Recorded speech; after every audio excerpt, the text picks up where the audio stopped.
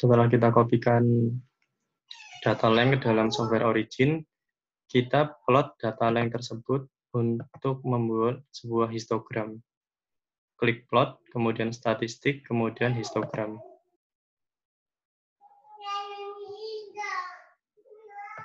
Maka akan muncul histogram seperti pada gambar berikut.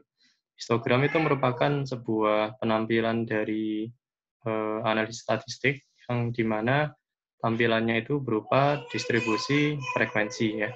Frekuensi itu merupakan banyaknya. Jadi kalau di sumbu Y ini adalah count, kita bisa sebut juga sebagai frekuensi. Sementara di sumbu X itu kita bisa sebut sebagai length-nya. Length itu tadi adalah diameter ya, di mana diameter yang tadi memiliki ukuran mikrometer. Jadi maksud dari histogram ini mengindikasikan bahwasanya fiber yang berukuran 0 sampai 0,2 mikrometer itu sebanyak 4 buah nanofiber.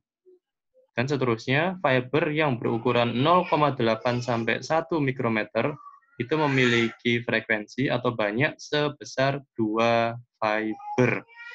Kemudian kita lanjut mengklik 2 kali histogram ini. Kemudian di sini ada yang namanya binning-nya. Oke, saya coba untuk menjelaskan terlebih dahulu.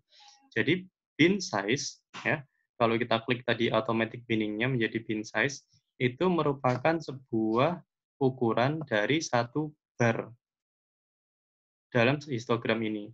Jadi kalau kita cek di sini ada berapa bar? 1, 2, 3, 4, 5. Di mana range dari setiap bar itu kalau kita lihat ya, ini bar pertama 0 sampai 0,2, maka range-nya adalah 0,2 pasti. Bar kedua 0,2 sampai 0,4, maka range-nya jelas 0,2. Jadi semua bar ini memiliki range 0,2.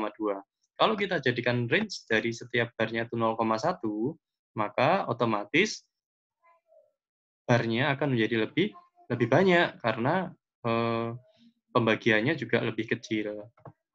Nah, kita bisa lihat pembandingannya dengan yang tadi ya. Jadi kita sudah mendapatkan berapa? 10 bar ya. 1, 2, 3, 4, 5, 6, 7, 8, 9. Satunya 0 ya, karena nggak ada nilainya. Jadi 0, ini mulainya 0,1 sampai 0,2 itu sebanyak 4 frekuensinya ya. Kemudian 0,2 sampai 0,3 itu frekuensinya sebanyak 2. Nah, di sini ada sebuah frekuensi yang kosong, yaitu ukuran diameter 0,4 sampai 0,5 sampai 0,6 ini tidak ada isinya. Origin itu secara otomatis, kenapa kok tadi automatic binning-nya itu 0,2? Karena Origin tidak menginginkan adanya space kosong di dalam histogramnya. Di sini kan ada space kosong. Nah, maka kalau diganti bin size-nya menjadi 0,1, akan ada space kosong di sini yang mengindikasikan frekuensinya sebenarnya 0. Maka Origin memilih untuk tidak adanya space kosong di situ. Baik, kita pilih yang automatic binning saja, yang bin size-nya 0,2. Tapi nanti kalau kalian ingin mengganti bin size-nya, boleh ya. Seperti itu. Andai kata datanya banyak. Nah, kan kebetulan data yang kita dapatkan di sini cuma 20 data saja. Maka otomatis juga sedikit juga ya, distribusinya. Kita lanjut ke ini ya, bin worksheet-nya. Kita klik Go.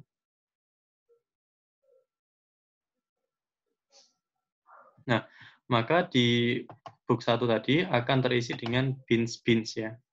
Nah, kemudian kita plot bin yang X dan bins yang Y. Kemudian kita pilih plot.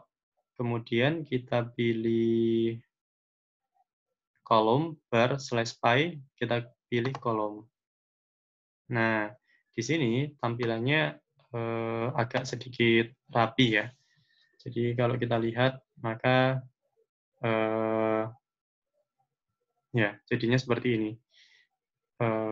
Ini kita bisa ganti dengan diameter tadi ya, diameter dengan satuan mikrometer. Kemudian ini satuannya adalah frekuensi ya, atau banyaknya. Kemudian dari sini kita bisa melakukan sebuah analisis kurva. Analisis kurvanya kita gunakan analisis, fitting, dan non-linear curve.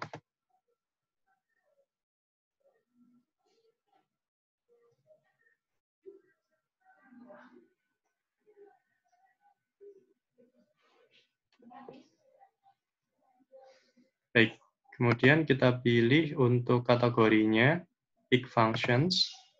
Functionnya kita pilih log normal ya. Oke, kita klik fit.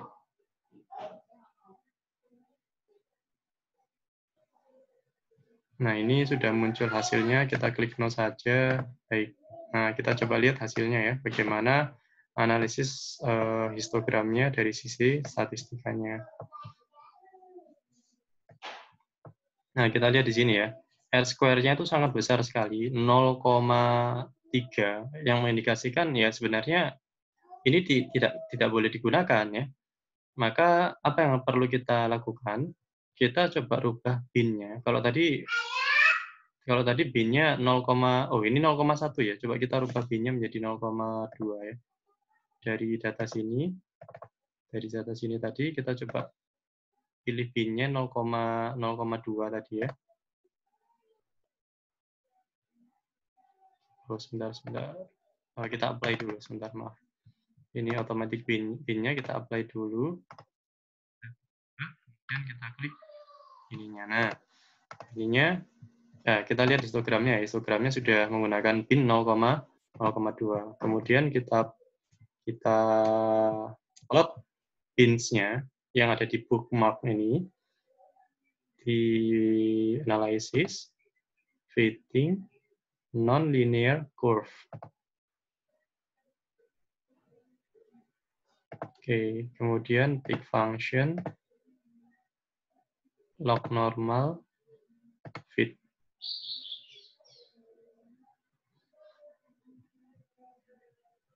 Kita klik no ya. Oh, sebentar, mohon maaf. Kita harus memplot ini dulu ya. Aduh, kelewatan ya. Ke dalam kolom. Nah, seperti ini ya. Nanti ini bisa kita rubah menjadi apa? Diameter dengan satuan mikrometer. Kemudian satuan ini adalah frekuensi ya. Baik. Kemudian dari sini kita analisis fitting non-linear curve.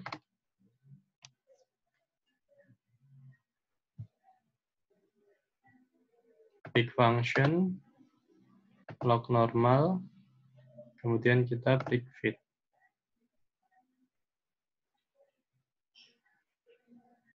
No. Oke, kita lihat R-square-nya apakah sudah membesar. Jadi R-square yang baik itu ya harusnya mendekati 1 ya.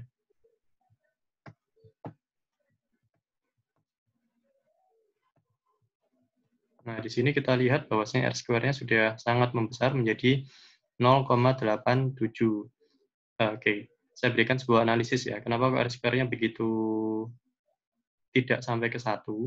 Jadi yang pertama, karena data kita itu sangat sedikit sekali, cuma 20 data saja.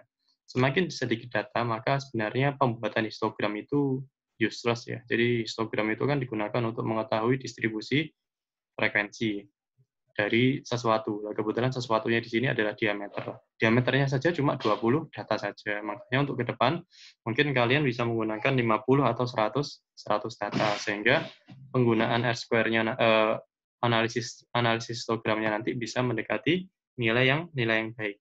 Tetapi sudah di atas 0,8 itu sudah ya cukup baik ya.